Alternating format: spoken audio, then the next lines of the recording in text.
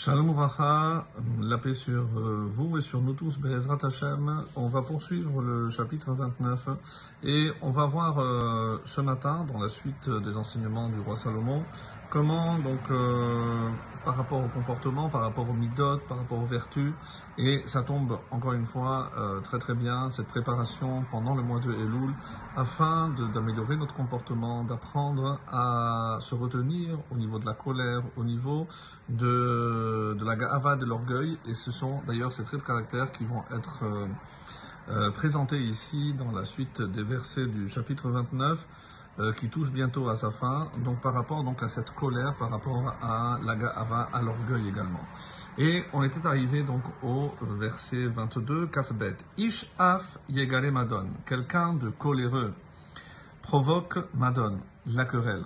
Donc forcément, même s'il n'y a pas de bonne raison à cela, mais vu que c'est son tempérament, pour n'importe quoi, c'est comme si on allumait une allumette, ça prend toujours, puisque le bois est tellement sec, et c'est un petit peu ce niveau-là qu'on dit que Ish'af, Karasan, dit ici le commentaire. Uba al-Khema, la suite, Uba al-Khema Rav Pasha.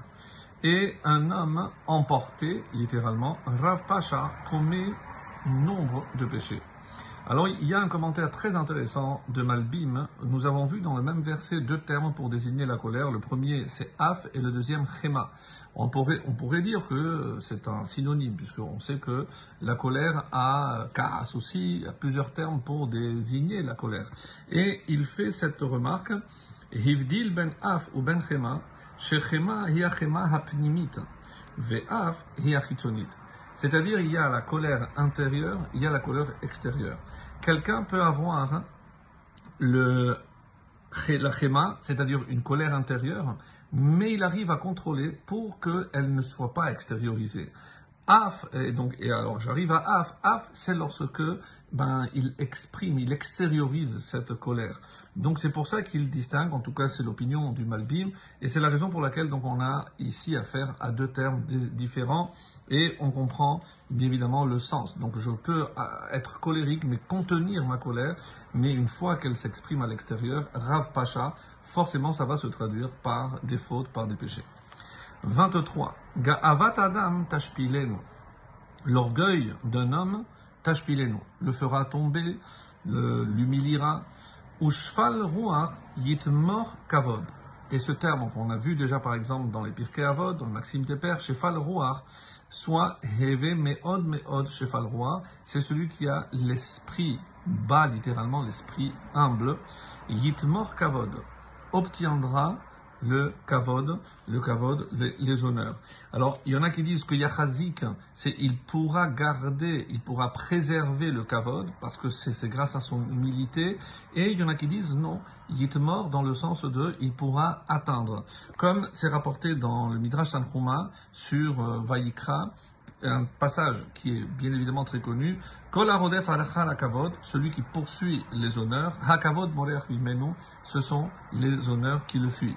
Kol misherodef achal serara, ou celui qui poursuit donc aussi un poste important, serara borachat mimenu, ça le fuit. Celui qui pourchasse, celui qui poursuit toujours la grandeur, il ne l'aura pas, comme c'est rapporté aussi dans les Rouvines, page 13b. Donc, toujours la même idée. Et alors que, au contrario,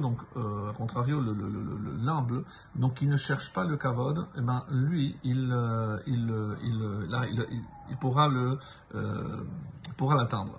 Alors, certains, avec beaucoup d'humour, disaient, mais que c'est curieux, apparemment, le kavod s'est fatigué, parce qu'il arrive aujourd'hui à atteindre, même ceux qui ont fui, il arrive à l'atteindre. Donc ça, c'était pour une petite boutade.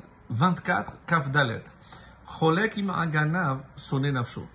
Celui qui partage avec le voleur se hait lui-même. Allah yishma velo yagid. Il entend une malédiction, certains vont traduire par un serment, Velo Yagid, mais il ne révèle rien.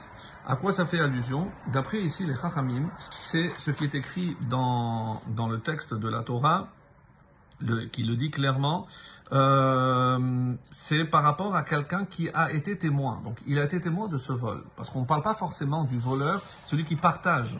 Donc, quelqu'un qui sait, qui a vu et qui peut témoigner, mais qui ne le fait pas. Loyagid, il ne va pas dire, même sous serment.